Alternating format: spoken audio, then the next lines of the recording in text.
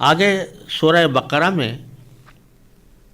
اللہ تبارک و تعالیٰ نے بنی اسرائیل پر کی جانے والی نعمتوں کا جو بیان فرمایا ہے اس میں مختلف واقعات کی طرف اشارے کیے گئے ہیں، اور اس صورت میں جو ان واقعات کی طرف اشارے کیے گئے ہیں وہ بڑے مختصر لفظوں میں کیے گئے ہیں۔ ان واقعات کی پوری تفصیل بیان نہیں کی گئی، اس لیے کہ وہ واقعات دوسری جگہ یا تو بیان ہوئے ہیں یا بنی اسرائیل کے درمیان مشہور و معروف تھے، اس لیے تفصیل اس کی نہیں آئی۔ تو مناسب ہوگا کہ ان جزیات میں داخل ہونے سے پہلے ایک مختصر تشریح ان واقعات کی اور ان کے تاریخ تسلسل کی کر دی جائے، تاکہ جہاں جہاں ان واقعات کی طرف اشارہ آ رہا ہے اس کو اس کے صحیح پس منظر میں سمجھا جا سکے۔ صورتحال یہ ہے کہ حضرت یوسف علیہ السلام کے زمانے سے بنو اسرائیل اپنے اصل وطن یعنی فلسطین سے مصر کی طرف منتقل ہو گئے تھے، اور شروع میں چونکہ حضرت یوسف علیہ السلام ہی کی ایک طرح سے حکومت قائم تھی، لہذا وہ بڑی خوشحال زندگی وہاں پر گزارتے رہے۔ لیکن رفتہ رفتہ حضرت یوسف علیہ السلام کی وفات کے بعد پھر حکومتیں مختلف فرعونوں کی طرف منتقل ہوتی چلی گئیں، اور بنی اسرائیل چونکہ وہاں پر اجنبی تھے اور دوسرے ملک سے آئے تھے، اس لیے ان کے ساتھ وہاں کے مقامی باشندوں کا سلوک اچھا نہ رہا، یہاں تک کہ وہ فرعون پیدا ہوا جو حضرت موسیٰ علیہ السلام کے زمانے میں تھا۔ اس فرعون نے بنی اسرائیل کے اوپر ظلم و ستم کا سلسلہ زیادہ شدید کر دیا، اور جس کی وجہ یہ بیان کی جاتی ہے کہ کسی نجومی نے اس فرعون کے سامنے یہ پیشین گوئی کی تھی کہ تمہاری حکومت کا خاتمہ بنی اسرائیل کے کسی فرد کے ذریعے ہوگا۔ جب اس کو اس پیشین گوئی پر یقین آیا تو اس نے یہ حکم جاری کر دیا کہ بنی اسرائیل میں جو بھی کوئی بچہ پیدا ہو اس کو قتل کر دیا جائے، اور لڑکی اگر پیدا ہو تو اس کو زندہ رکھا جائے، کیونکہ پیشین گوئی میں لڑکی کا ذکر نہیں تھا بلکہ لڑکے کا ذکر تھا، اور لڑکیوں سے خدمت لینے کا فائدہ اٹھایا جا سکتا تھا۔ اس واسطے انہوں نے یہ حکم جاری کیا کہ لڑکوں کو قتل کیا جائے اور لڑکیوں کو زندہ رکھا جائے۔ اللہ تبارک و تعالیٰ کا کرنا ایسا ہوا کہ حضرت موسیٰ علیہ السلام جب پیدا ہوئے تو ان کی والدہ نے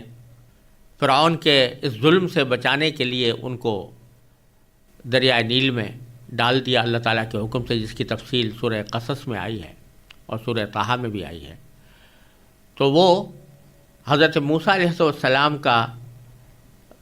تابوت جس میں وہ رکھے گئے تھے وہ رفتہ رفتہ فرعون کے محل میں پہنچا، اور فرعون نے اس کو بھی قتل کرنا چاہا، لیکن اس کی بیوی نے اس کو روکا اور کہا کہ اس کو ہم اپنا بیٹا بنا لیں گے۔ حضرت موسیٰ علیہ السلام اس طرح پلے بڑھے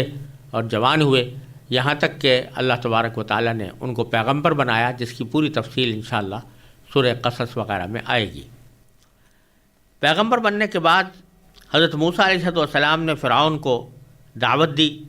کہ وہ اسلام قبول کرے اور حضرت موسیٰ علیہ السلام پر ایمان لائے، اور بنی اسرائیل پر جو ظلم و ستم اس نے ڈھایا ہوا ہے اس سے ان کو نجات دے کر ان کو اپنے اصل وطن فلسطین میں جانے کی اجازت دے دے۔ لیکن فرعون اس کو نہ مانا، اور بالآخر اللہ تبارک و تعالیٰ نے فرعون کو غرق کر دیا، اور بنی اسرائیل بحر احمر کو عبور کر کے صحرائے سینا میں داخل ہو گئے۔ جب وہاں داخل ہوئے تو چونکہ صحرائے سینا میں تھے، پانی نہیں تھا، تو اللہ تبارک و تعالیٰ کے حکم سے معجزاتی طور پر پتھروں سے پانی پیدا کیا گیا، جس کی تفصیل سورہ بقرہ میں آنے والی ہے۔ اور پھر یہ ہوا کہ بنی اسرائیل کو اللہ تبارک و تعالیٰ نے یہ حکم دیا کہ اب تمہیں حضرت موسیٰ علیہ السلام کی سرپرستی حاصل ہے، تو اس سرپرستی سے فائدہ اٹھاتے ہوئے تم فلسطین کے اوپر جا کر حملہ کرو اور اس فلسطین کو اپنے قبضے میں لاؤ جو اس وقت ایک دوسری قوم عمالقہ کے تسلط میں ہے، اور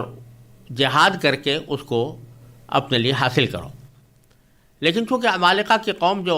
فلسطین پر قابض تھی وہ بڑی قداور تھی اور بہت مضبوط سمجھی جاتی تھی،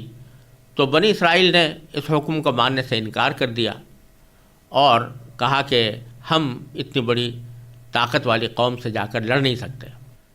چونکہ انہوں نے یہ نافرمانی کی تو اللہ تبارک و تعالیٰ نے ان کو یہ حکم دیا کہ اس نافرمانی کے نتیجے میں وہ اسی صحرائے سینا میں مدت دراز تک گھومتے پھرتے رہیں گے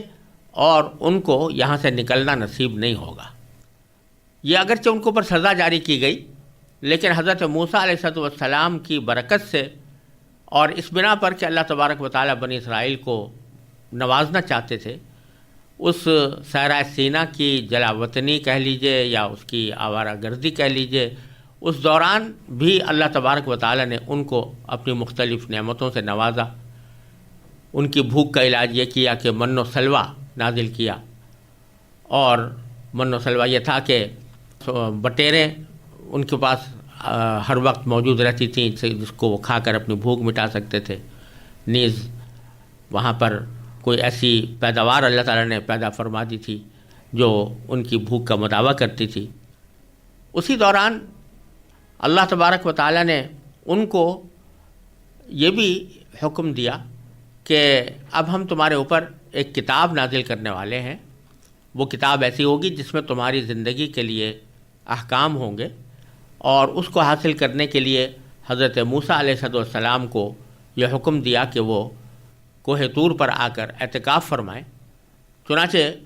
حضرت موسیٰ علیہ السلام نے جا کر کوہ طور پر اعتکاف کیا، اور وہاں پر اللہ تبارک و تعالیٰ نے ان کو تورات عطا فرمائی، جو آسمانی کتاب تھی اور جس میں بنی اسرائیل کے لیے زندگی گزارنے کے طریقے بیان ہوئے تھے۔ جب حضرت موسیٰ علیہ السلام اس مقصد کے تحت کوہ طور پر قیام فرما تھے، اسی دوران بنی اسرائیل کے اندر ایک شخص جو سامری کہلاتا تھا، اس نے یہ حرکت کی کہ ایک مصنوعی طور پر ایک جعلی قسم کا بچھڑا بنایا اور بنی اسرائیل کو اس بات پر آمادہ کیا کہ یہ در حقیقت تمہارا معبود ہے۔ موسیٰ علیہ السلام سے غلطی ہو گئی اور انہوں نے تمہیں اس معبود کا پتہ نہیں بتایا، تو تم اب اس کی عبادت کرو۔ جب حضرت موسیٰ علیہ السلام تورات لے کر واپس بنی اسرائیل کے پاس آئے اور یہ ماجرا دیکھا کہ لوگوں نے بچھڑے کی پرستش شروع کر دی ہے، تو حضرت موسیٰ علیہ السلام بڑے ناراض ہوئے اور انہوں نے لوگوں کو بتایا کہ یہ در حقیقت ایک ایسا بچھڑا ہے کہ جس میں نہ کوئی نفع پہنچانے کی طاقت ہے، نہ نقصان پہنچانے کی طاقت ہے، یہ محض ایک جعلی قسم کی چیز ہے اور تمہیں اس سے توبہ کرنی چاہیے۔ جب اللہ تبارک و تعالیٰ کے سامنے درخواست کی گئی کہ وہ اس گناہ کو معاف کر دیں، تو اللہ تبارک و تعالیٰ نے یہ حکم دیا کہ اس کی توبہ اس طرح ہوگی کہ جو لوگ بچھڑے کی عبادت میں شریک تھے ان کو وہ لوگ قتل کریں جو بچھڑے کی عبادت میں شریک نہیں تھے۔ چنانچہ اس کے نتیجے میں بہت سے بنی اسرائیل کو قتل کیا گیا۔ اس کے بعد جب تورات حضرت بنی اسرائیل کے سامنے پیش کی گئی تو تورات کو دیکھ کر چونکہ اس میں کچھ ان کو احکام سخت معلوم ہوئے، تو انہوں نے کہا کہ ہم تو اس وقت تک اس کو نہیں مانیں گے جب تک کہ اللہ تعالیٰ کو ہم آنکھوں سے نہ دیکھ لیں۔ اس کے نتیجے میں اللہ تبارک و تعالیٰ نے ان کو ایک زوردار کڑکے سے متنبہ فرمایا، اور کوہ طور کو بھی اس طرح کوہ طور کے اندر ایسا زلزلہ پیدا فرمایا جس سے ان کو یہ محسوس ہونے لگا کہ اگر ہم تورات کو نہ مانیں گے تو یہ پہاڑ ہم پر گر پڑے گا۔ اس کے بعد انہوں نے تورات کو تسلیم کیا، لیکن اس کے باوجود تورات کے احکام پر پوری طرح عمل پیرا نہ ہوئے، اور تورات کے بہت سے احکام جو ان کو دیے گئے تھے ان کی وہ خلاف ورزی کرتے رہے، یہاں تک کہ حضرت موسیٰ علیہ السلام کی اسی حالت میں صحرائے سینا کے اندر وفات ہو گئی، اور حضرت موسیٰ علیہ السلام کے بعد حضرت یوشع علیہ السلام پیغمبر بنے، اور ان کی بھی ان لوگوں نے نافرمانیاں کرنی شروع کی۔ یہ ہے واقعات کا وہ پس منظر جس میں سورہ بقرہ کی آنے والی آیتیں نازل ہو رہی ہیں اور ان واقعات کے مختلف پہلوؤں کے اوپر تبصرہ بھی فرمایا گیا ہے، ان کی طرف اشارہ بھی کیا گیا ہے۔ اس پس منظر کو مد نظر رکھتے ہوئے اب ہم ان آیات کے اوپر غور کرتے ہیں۔ آگے باری تعالیٰ ارشاد فرماتے ہیں، وَإِذْ نَجَّيْنَاكُمْ مِنْ آلِ فِرْعَوْنَ يَسُومُونَكُمْ سُوءَ الْعَذَابِ يُذَبِّحُونَ أَبْنَاءَكُمْ وَيَسْتَحْيُونَ نِسَاءَكُمْ وَفِي ذَلِكُمْ بَلَاءٌ مِّن رَّبِّكُمْ عَظِيمٌ۔ اور وہ وقت یاد کرو جب ہم نے تم کو فرعون کے لوگوں سے نجات دی جو تمہیں بڑا عذاب دیتے تھے، تمہارے بیٹوں کو ذبح کر ڈالتے اور تمہاری عورتوں کو زندہ رکھتے تھے،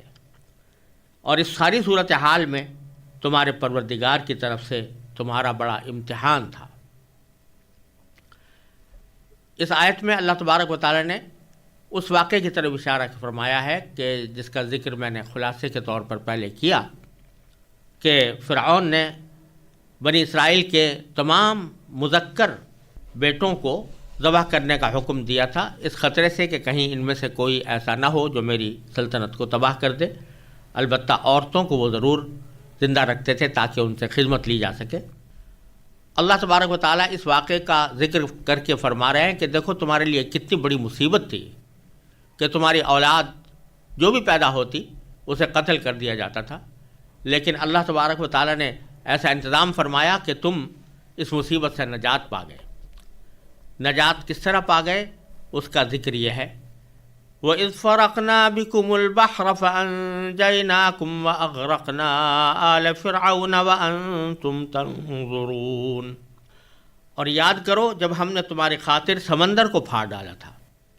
چنانچہ تم سب کو بچا لیا تھا اور فرعون کے لوگوں کو غرق کر ڈالا تھا جبکہ تم یہ سارا نظارہ دیکھ رہے تھے۔ یہ واقعہ اس طرح ہوا تھا کہ جب حضرت موسیٰ علیہ السلام اللہ تعالیٰ کے حکم سے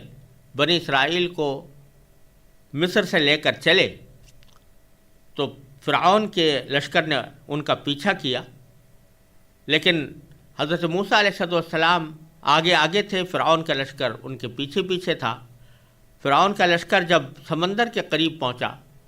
تو اس وقت اللہ تبارک و تعالیٰ نے حضرت موسیٰ علیہ السلام کو حکم دیا کہ تم اپنا عصا یعنی اپنی لاٹھی سمندر کے اوپر مارو تو تمہارے لیے اس سمندر کے اندر نکلنے کا راستہ پیدا ہو جائے گا۔ چنانچہ ایسا ہی ہوا، حضرت موسیٰ علیہ السلام نے لاٹھی ماری اور حضرت موسیٰ علیہ السلام اور ان کے لشکر کے لیے سمندر کے بیچ میں سے خشک راستہ پیدا ہو گیا۔ اور جیسا کہ دوسری جگہ قرآن کریم میں تفصیل کے ساتھ آیا ہے کہ بنی اسرائیل کے 12 قبیلے تھے، تو ہر قبیلے کے لیے ایک الگ راستہ سمندر کے اندر اس طرح پیدا ہو گیا کہ اس راستے کے دونوں طرف پانی کھڑا ہوا تھا اور بیچ میں خشکی کا راستہ ان کے لیے رکھ دیا گیا تھا، جس سے انہوں نے سمندر کو عبور کر لیا۔ اور فرعون نے جب دیکھا کہ یہ راستے پیدا ہو گئے ہیں اور موسیٰ علیہ السلام کا لشکر اس سے گزر گیا ہے تو وہ یہ سمجھا کہ ہم بھی اس راستے سے فائدہ اٹھا سکتے ہیں، چنانچہ اس نے بھی اپنے لشکر کو سمندر کے اندر ڈالا، لیکن اس موقع پر اللہ تبارک و تعالی نے سمندر کو برابر کر دیا اور جو پانی کھڑا ہوا تھا وہ آپس میں ایک دوسرے سے مل گیا اور اس کے نتیجے میں فرعون اور اس کا لشکر غرق ہو گیا۔